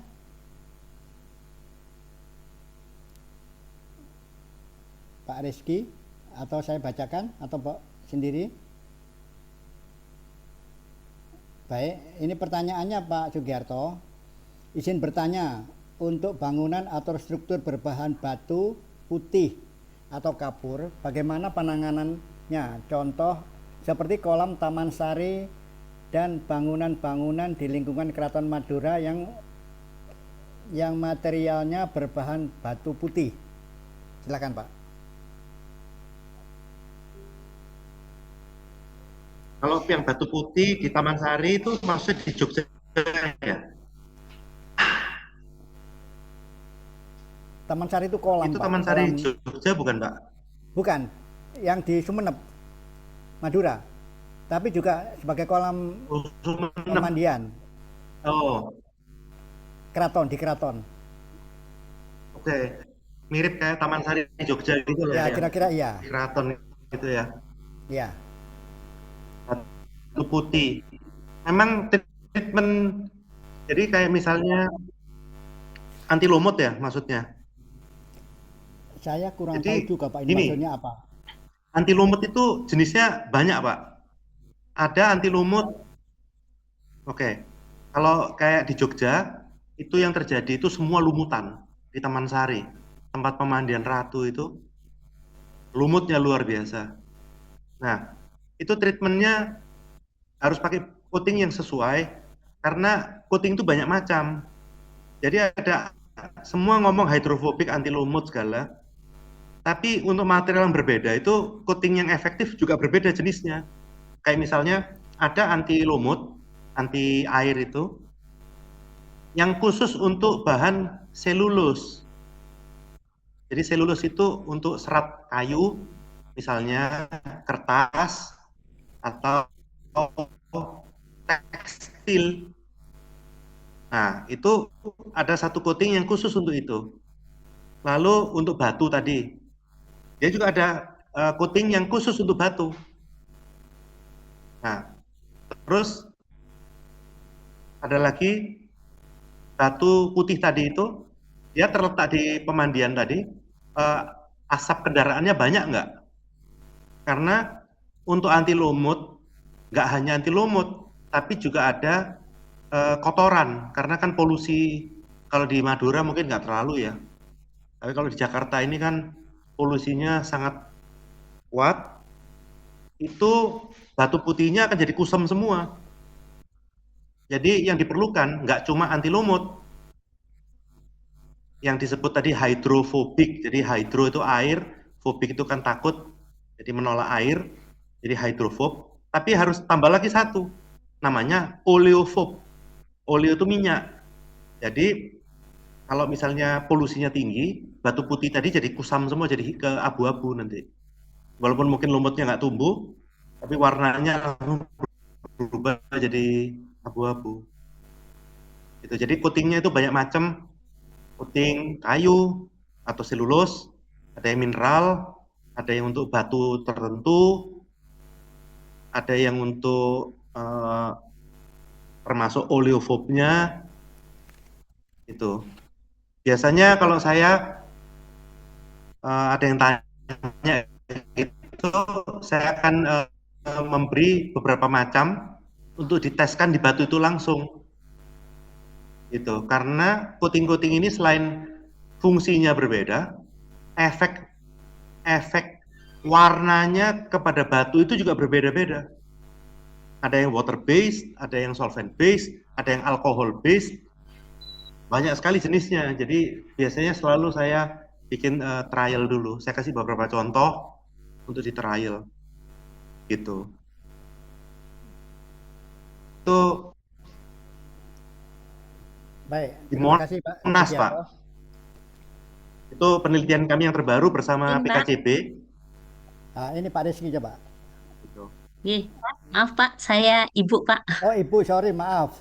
Nggih, Silakan tadi Bu saya soalnya Rizky. dipanggil Bapak, jadi saya kira ada peserta lain yang namanya Rizky. Ini Pak, yang ingin saya tanyakan tadi sudah agak dijawab tadi. Cuman kasus-kasus bangunan di Madura itu kan, apalagi di Keraton Sumenep itu bahan materialnya memang batu putih. Nah, kondisi sekarang itu memang kelembapan itu tinggi, terutama kayak di Taman Sari itu sebenarnya hampir mirip dengan Taman Sari Taman Sari Jogja ya ini. Tapi kalau orang Madura ngomong Taman Sari itu memang dinding-dindingnya itu lumut dan banyak kotoran-kotoran hewan karena di sana ada pohon-pohon besar ya, pohon-pohon besar yang banyak hewan di yang apa mendekat di pohon-pohon itu, akhirnya kotoran-kotoran itu apa ya banyak menempel di dinding-dinding. Nah, kebetulan kan rencananya memang mau ada revitalisasi terhadap Keraton Sumenep ini. Nah, ini ingin saya tanyakan karena kemarin waktu kami ke sana kami juga melihat kondisi eh, struktur temboknya itu memang apa namanya kotor, kotor dan agak lembab gitu Pak, terutama yang Taman Sari itu yang diakibatkan ya mungkin dari airnya itu sendiri dan juga banyak kotoran-kotoran yang menempel pada dinding-dinding struktur baik bangunan maupun di struktur kolamnya. Itu Pak, terima kasih. Ya. Jadi kemarin yang di Monas itu, kalau kita lihat Monas dari sisi istana kalau nggak salah, itu tumbuh lumut karena tahun 2012 pernah dicoba dibersihkan pakai water jet. Jadi itu CSR, bulenya gelantungan di Monas, lalu dispray sama water jet, marmernya itu ditembak sama water jet bolong, natnya copot, marmernya juga terkelupas, sehingga akhirnya itu atau cacat lah jadi kasar, sehingga sekarang itu lumut dan kotoran nempel semua. Itu mau dibersihkan. Nah, pembersihannya itu tentu harus menjamin bahwa itu tidak cepat kotor lagi. Sehingga saya waktu itu diminta oleh PKCB melakukan uji coba. Kami mengetes 10 macam coating, hanya satu yang berhasil. Jadi ini yang penting lagi, tidak cuma hydrophobe, tapi juga oleophobe, alias anti minyak. Seperti kotoran, itu kan tentu busuk, nggak cuma air, tapi itu ada minyak, tambah lagi polusi-polusi, nempel semua ke sana. Begitu ada kotoran nempel kan, organismenya tumbuh di situ. Lumutan, mungkin jadi apa muncul kayak jadi apa kayak pohon gitu, pohon kecil gitu.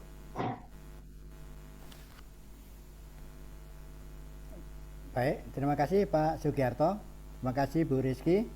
Selanjutnya Pak AR Sugianto IAI, silakan Pak bertanya. Pak Sugianto.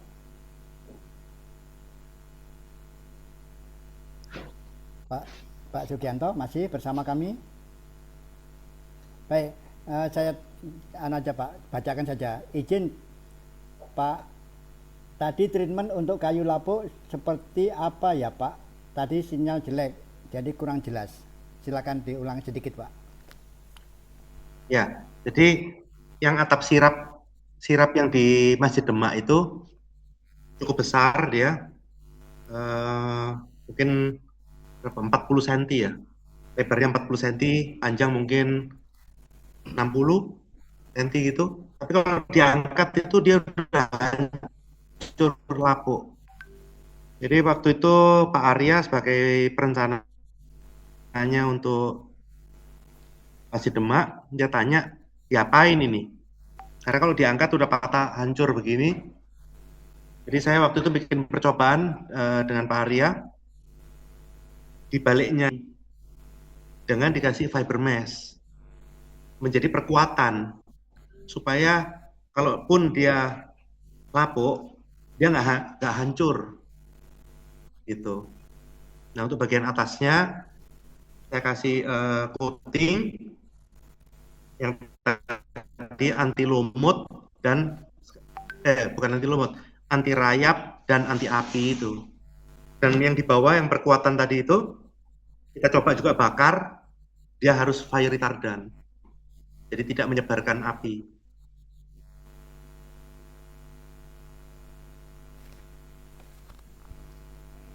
Baik, terima kasih Pak Sugiarto, cukup jelas. Kemudian selanjutnya yang akan bertanya Bu Amiwarti, silakan Bu. Bu Amiwarti, silakan.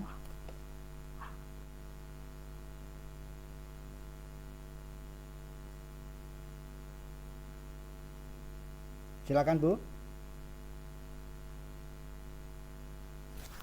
Halo.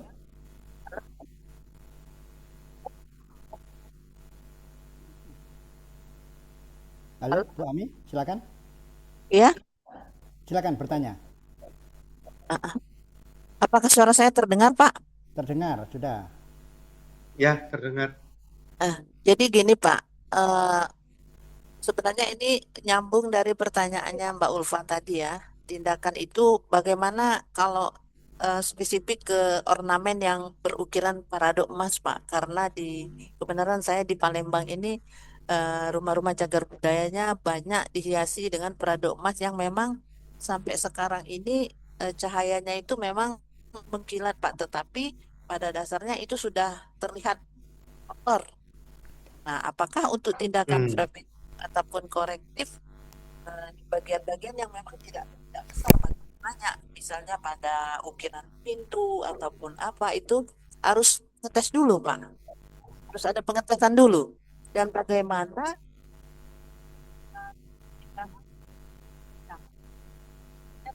keaslian kalau kita kegiatan yang buruk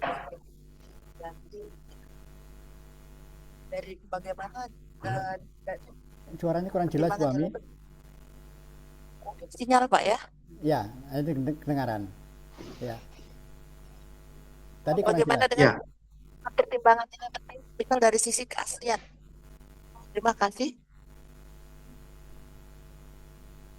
Cukup Pak Ari?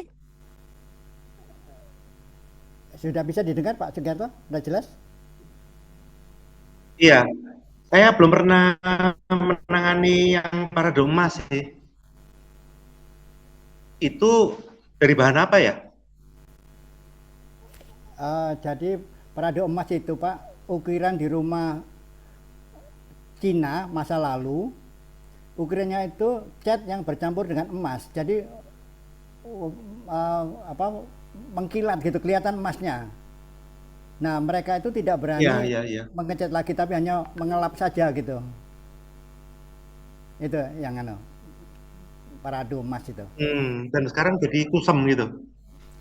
Ada yang kusam, ada yang masih menyala gitu. Mengkilap. Ya, mengkilat kelihatan emasnya gitu. Nah, itu yang ditanyakan oleh Bu Ami tadi. Bagaimana kalau ini pelestariannya atau ngecat ulang atau bagaimana? Oke. Yang ini jadi PR saya ya. Saya belum pengalaman megang yang emas. Oh sini iya. soalnya. Harus datang ke Palembang kalau gitu, Pak. Kemarin ada dengan Pak Kriswandono Semarang, kita ngerjakan kelenteng Kiulitong di sini di Jakarta. Jadi waktu itu nggak nyentuh, nggak ada emas di situ. Iya, Ya iya, malah iya. lebih masalahnya itu lilin dibakar, asap lilinnya nempel semua ke dindingnya, sehingga catnya ketutup sama minyak-minyak lilin itu. Mm-mm.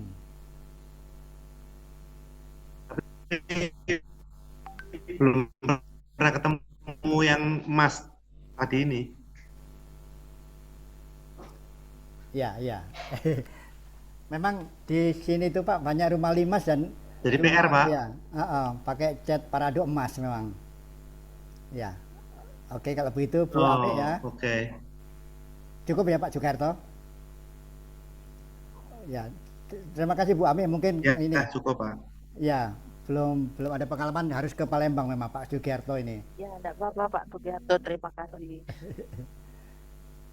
Nah, Ya, pertanyaannya yang ini sudah habis. ya, masih. Yang di chat, silakan Pak Steven Apono, Pak Ishak kalau mau mengulang lagi, ada pertanyaan lanjutan, masih ada waktu kira-kira 8 menit. Ya, makasih Pak. Ya, ini saya hanya tambah aja Pak. Ya, jadi ibaratnya kita itu kalau kakinya terendam air, pasti badannya dingin Pak. Begitu Pak. Jadi saya mengusulkan sebaiknya semua kegiatan itu kita harus, apa yang tadi disampaikan Pak Sugiarto, itu harus dulu diteliti dulu. Bagi saya itu yang paling utama itu gimana caranya untuk bisa mengurangi kelembapan yang ada pada dinding-dinding tembok tadi, Pak. Agar supaya baik pengecatan maupun plesteran itu dia bisa bertahan. Gitu, Pak. Jadi baik lapisan pada bagian luar atau bawah pondasi maupun di dalam. Karena itu juga kelembapannya tinggi sekali. Gitu, Pak. Jadi pengecatan itu juga walaupun sudah dikerik tanpa bersih, tetapi kalau tetap ada kelembapan, tetap sama saja, Pak. Gitu. Jadi itu pengalaman kami, sudah banyak hal yang sudah kami buat. Dengan demikian kami tidak ada, mungkin waktunya tidak sangat terbatas, kami tidak bisa. Ini mungkin di lain waktu kita bisa berikan masukan lagi, Pak. Atau kita bisa berdiskusi lebih panjang. Dan sekali lagi terima kasih Pak Sugiarto atas materinya, membuka wacana kita ke depan yang lebih baik. Untuk sementara gitu Pak, sekian Pak. Terima kasih Pak. Assalamualaikum warahmatullahi wabarakatuh. Pak. Waalaikumsalam warahmatullahi wabarakatuh. Ada tanggapan Pak Sugiarto? Waalaikumsalam. Ya, jadi metode yang kita lakukan itu kan ada, kalau bisa dari plesteran, barier. Kalau itu tidak dilakukan maupun di bahari, dari plesterannya kita bisa mengeluarkan kelembapannya dengan acian dan cat, semuanya bernapas dan semuanya itu drying system, jadi dikeringkan. Nah, tapi kita juga pernah mengalami di Gedung Pancasila. Gedung Pancasila itu kantornya Kemenlu sekarang. Nah, waktu itu ada pilar-pilar yang tidak boleh disentuh. Jadi ornamennya nggak boleh dikerik lagi. Jadi hanya boleh dicat. Padahal kelembapannya juga naik, karena melakukannya metodenya berbeda. Kita terpaksa menggunakan satu coatingnya itu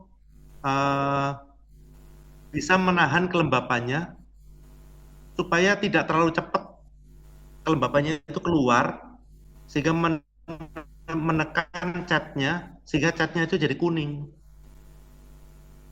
Jadi kita kasih barrier sedikit untuk menahan airnya supaya keluarnya itu lebih pelan. Kemudian bercatnya itu melepaskan kelembapannya keluar. Nah, itu sampai hari ini berhasil gitu. Oke. Jadi Yang tadi itu paling penting kita tes dulu kelembapannya berapa, baru kita bisa apa gitu. Baik Pak Sugiarto, terima kasih atas penjelasannya. Berikutnya masih ada dari Supaya musik. catnya awet. Masih ada lanjutan Pak Sugiarto? Udah itu. Sudah, oke. Baik, ini ada yang mau bertanya lagi, yang sudah raise hand, yaitu Musi Treasure Gallery. Silahkan Pak.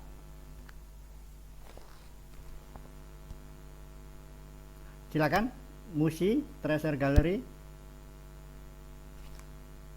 Masih mute? Ya, selamat malam, Pak. Selamat malam. Perkenalkan, nama saya Asmadi dari Palembang. Ya, jadi di Palembang ini, Pak, jadi banyak sekali temuan-temuan artefak dari sungai maupun dari daratnya itu yang berbahan kayu maupun besi, Pak. Jadi kita sering menemukan itu, kemudian juga kita banyak juga yang kita hibahkan ke museum, Pak. Nah, jadi untuk artefak-artefak yang bahannya kayu dan besi ini tadi, Pak, kan ketika dia di dasar sungai itu dia kondisinya tentu berbeda dengan ketika dia berada di darat. Jadi ketika sudah kita angkat, sudah kita bersihkan, kemudian terkadang itu dia ada penyusutan, ada retak seperti itu, Pak. Kemudian saya mencoba melakukan pembersihan pada artefak kayu itu dari lumpur segala macam. Terus terkadang juga saya lakukan uji coba dengan merendamnya ke dalam cairan resin, Pak. Jadi untuk mencegah keretakan seperti itu, Pak. Bagaimana tanggapan Bapak tentang cara untuk supaya benda-benda yang artefak temuan ini tadi tidak rusak, Pak? Karena kita di museum juga yang tempat kita hibahkan, museum seperti Museum Sumsel itu sepertinya kurang juga, Pak, untuk konservasinya, Pak. Seperti itu, Pak. Jadi dari sungai kemudian diangkat, pasti kayunya ada penyusutan, ada retak seperti itu. Ya. Gimana, Pak? Solusinya kira-kira?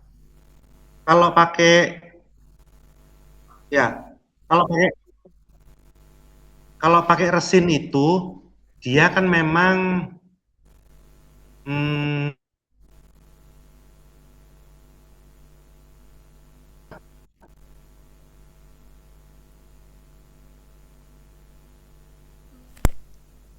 Halo, suaranya tidak terdengar Pak Sugiarto. Atau putus?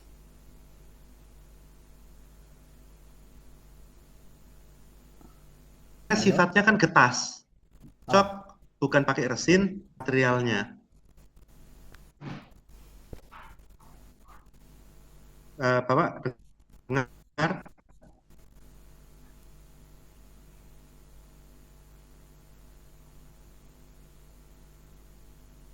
Putus-putus Pak Sugiarto. Iya, suaranya putus-putus Pak Sugiarto. Atau sinyal jelek? Nah, yang bahan resin itu kan getas. Dia getas, sementara kayunya hidup. Jadi bisa muncul retak kembali gitu. Kalau saya sarankan, kalau seperti yang saya gunakan di Masjid Demak itu, bahannya saya pakainya poliuretan.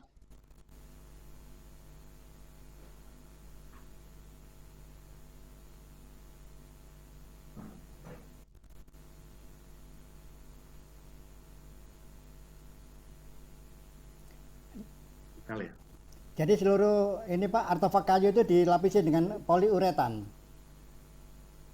Iya Pak Sugiarto. Yang retak, misalkan udah retak gitu ya, kita dempulnya itu jangan pakai resin, tapi pakai poliuretan, PU, karena dia lebih fleksibel. Ya. Bagaimana Pak Ahmadi?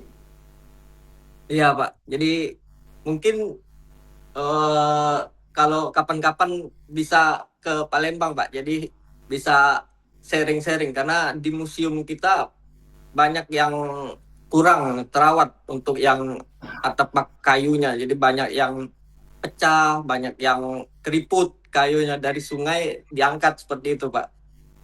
Ya, nyusut ya. Ya, nyusut. Iya, penyusutan. Hmm.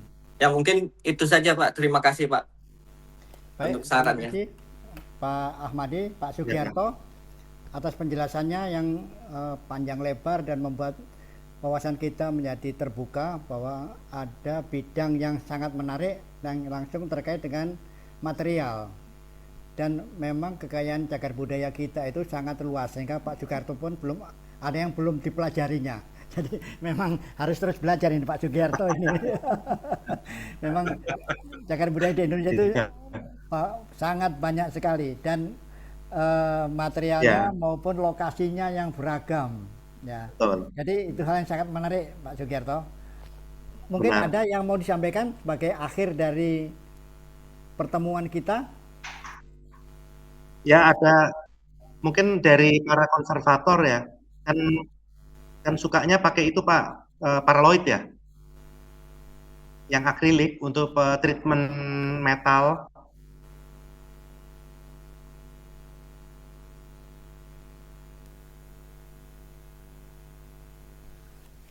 Seringnya kan pakai paraloid Pak. Paraloidnya dikasih toluene ya.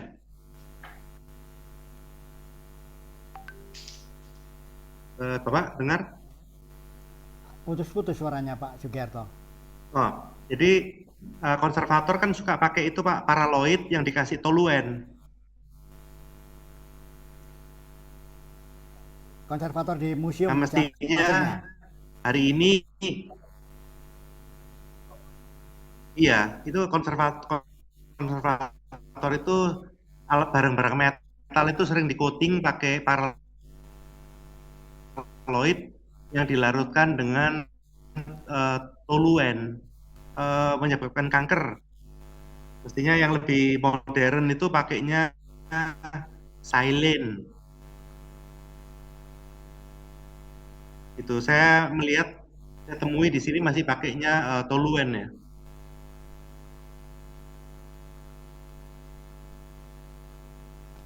Baik, terima kasih Pak Sugiarto karena ini suaranya putus-putus.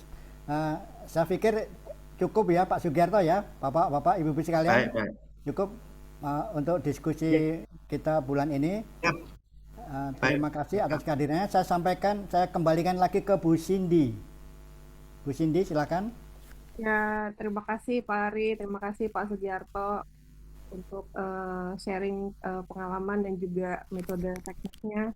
Jadi benar kan tadi yang disampaikan Pak Ari, kita Indonesia ini berbagai macam dari iklim dan geografisnya juga berbeda-beda sehingga mungkin benar kita harus melakukan penelitian, kajian dulu, percobaan gitu ya, baru bisa benar-benar menerapkan material apa yang akan bisa sesuai gitu ya.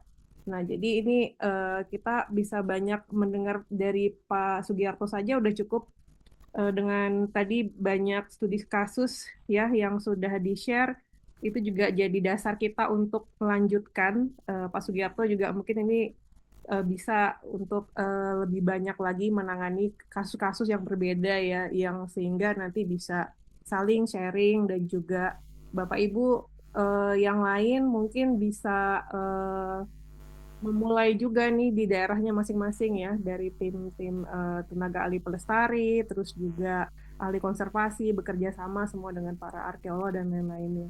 Baik, Bapak Ibu, terima kasih banyak atas partisipasinya pada malam hari ini. Ini kelihatannya memang karena ada kondisi mati listrik ya secara serentak di Sumatera bagian utara sampai dari Aceh, Sumatera Utara sampai Sumbar dan Riau.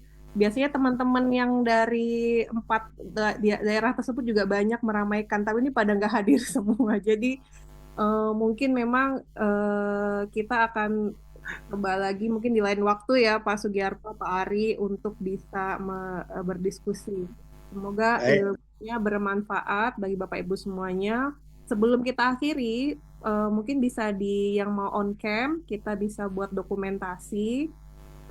Ya, biasanya kita ada stream YouTube, tapi karena tadi tim teknis yang di Medan tidak bisa hadir, kita hanya akan rekam dan nanti kita akan coba bagaimana supaya bisa di-upload di YouTube supaya Bapak Ibu juga bisa menyaksikan kembali apa yang di-share oleh Pak Sugiarto. Oke, saya hitung untuk pengambilan foto dokumentasinya. Terima kasih. Oke, di layar yang pertama saya akan ambil 1, 2, 3. Ya. Di layar yang kedua saya ambil 1, 2, 3. Dan di layar yang ketiga 1, 2, 3. Oke, terima kasih Bapak Ibu semuanya. Sampai ketemu di bulan depan. Kita juga akan ada materi terkait AI dan drones untuk bangunan cagar budaya, inspeksi bangunan cagar budaya. Nanti akan bekerja sama dengan obrolan heritage dari Pusat Dokumentasi Arsitektur. Selamat malam, terima kasih semuanya. Selamat malam, Terima terima kasih. kasih Terima Pak kasih. Sugiarto, Bu Cindy, dan Selamat terima kasih malam. Bapak-Bapak, Ibu-Ibu sekalian yang telah Terima hadir. kasih. Mohon Terima maaf kasih. Pak Sugiarto, segala makasih Pak. kekurangan dan Malam. kesalahan. Terima kasih semuanya. Mohon izin. Terima kasih. Ya, terima kasih. Terima kasih Pak Ari, Pak Sugiarto. Sampai ketemu lagi. Terima kasih. Pak Mario, Bu Hasti. Terima kasih. Ya, Selamat malam, sampai ketemu sampai lagi. ketemu ya.